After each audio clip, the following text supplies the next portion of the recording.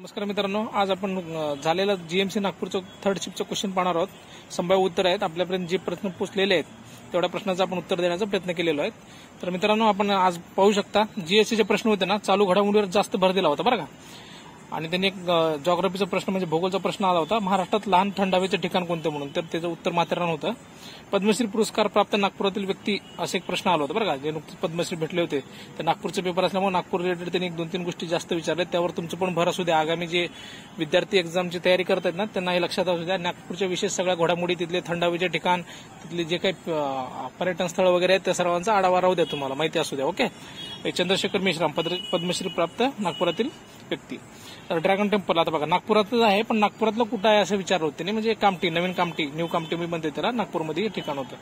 अजून एक जीएसचा प्रश्न आला होता, संगीत नाटक अकादमी सुरुवात कुणी केली 1843 मध्ये. ती विष्णुदास भावे यांनी चालू केली होती. अजून एक प्रश्न होता, खनिकर्म विभाग महामंडळाचे अध्यक्ष कोण होते. महामंडळाचे अध्यक्ष असा एक क्वेश्चन होता बरं का. गुरव म्हणून जे आन्सर आहे हे पण लक्षात राहू द्या. आता गणित बुद्धिमत्ता जर आपण पाहिलं तर त्याच्यामध्ये पदांबुली, बोर्डमास रूल, सिम्पली जे आपले सिम्प्लिफिकेशन आहे ना ब्रॅकेटमधले, ते प्रश्न वगैरे सोडवा, त्याच्यावर जास्त भर द्या.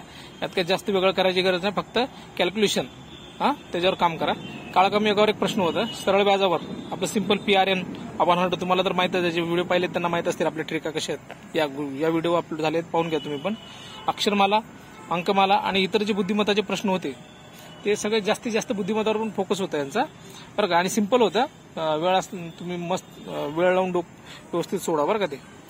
आणि तुम्ही फक्त यावरच भर द्या बरं का, सिम्प्लिफिकेशनवर वगैरे. अंकमालाची सिरीज, अक्षरमाला सिरीज याच्यावर जास्त फोकस आहे. ह्या सुद्धा गोष्टी बघून घ्या. काय नसते त्यात, बारीक सारीक असते, फक्त वर्गमूळ अशा संख्या एका सिक्वेन्समध्ये दिलेल्या असतात, ते सोडवायचे असतात. आणि त्रिकस गुणाकार, ब्रॅकेट सोडवा, एकदम सिंपल प्रश्न आहेत. त्याच्यावर फोकस राहू द्या. आता आपण मराठीचे क्वेश्चन पाहू. मराठी जर पाहिलं मित्रांनो, तर आसू विरुद्ध हसू असे विरुद्धार्थी समानार्थी शब्द होते. काळावर सोपे होते, म्हणजे एक वर्तमान काळावर प्रश्न विचारला होता आणि एक भूतकाळावर प्रश्न विचारला होता. साधा वर्तमान काळ, साधा भूतकाळ बरं का. शुद्ध शब्द जे आहेत ना, त्याच्यावर खूप त्यांनी भर दिलेला आहे. 4 प्रश्न पडलेले आहेत. अजूनही वेळ गेलेली नाही. काय करा तुम्ही, मोरावाळांबे सरांचं बुक आहे ना, त्या बुकच्या मागे शुद्ध शब्द ओळखा, त्याची लिस्ट आहे. एक 100-200 शब्द असतील, सहज बघून घ्या. त्यातले 60-70 तर आपल्याला माहितच असतात. वरली 20-30 प्रश्नामुळे आपला रिझल्ट जाऊ नये, त्यासाठी तुम्ही त्या गोष्टीवर फोकस करा बरं का. मराठीमध्ये दुसरं काहीच नाही. आणि मराठीमध्ये सिक्वेन्स लावायचं, जे आपलं काय म्हणते त्याला, वाक्यरचनेवर एक जास्त त्यांचा भर आहे. वाक्यरचना विद्यार्थ्यांनी जे आतापर्यंत सगळे एक्झाम दिले त्या एक्झामच्या ओरिएंटेड त्यांनी सांगितलं, तर आम्हाला त्याच्यावर दृष्टिकोनात आम्ही तुमच्यापर्यंत पोहोचवतोय. कारण येणारे जे आपले विद्यार्थी मित्र आहेत, अजून ज्यांची एक्झाम राहिले आहेत, त्यांच्यासाठी फायद्याचं असण्यासाठी आपण सगळ्या गोष्टी करत असतो बरं का. मराठीमध्ये बाकी विशेष काय नाही, वाक्यरचनेवर भर आहे. शुद्ध शब्द, अशुद्ध शब्द, समानार्थी, विरुद्धार्थी, काळ ओळखा. ओके, त्याच्यावर जास्त फोकस राहू द्या. बाकी त्या जनरल गोष्टी असतील ते आपल्याला येऊन जाईल. आता पुढचा व्हिडिओ बघा, इंग्लिश पॅराजंबलवर 3 प्रश्न होते बरं का मित्रांनो. हे विद्यार्थी मित्रांसाठी गडबडीत मी आता बाहेर होतो, पण तुमच्यासाठी म्हणून व्हिडिओ शूट केले, कारण बाबा आपल्यामुळे येणाऱ्या विद्यार्थ्यांना काहीतरी फायदा व्हावा, त्यामुळे इमर्जन्सीमध्ये हा व्हिडिओ अपलोड झालेला आहे. ठीक आहे. आता स्पेलिंग एरर मध्ये 4 क्वेश्चन होते बघा. स्पॉट द एरर आपल्याला माहित आहे. सब्जेक्ट वर्ब अग्रीमेंट याच्यावर जास्त भर द्या.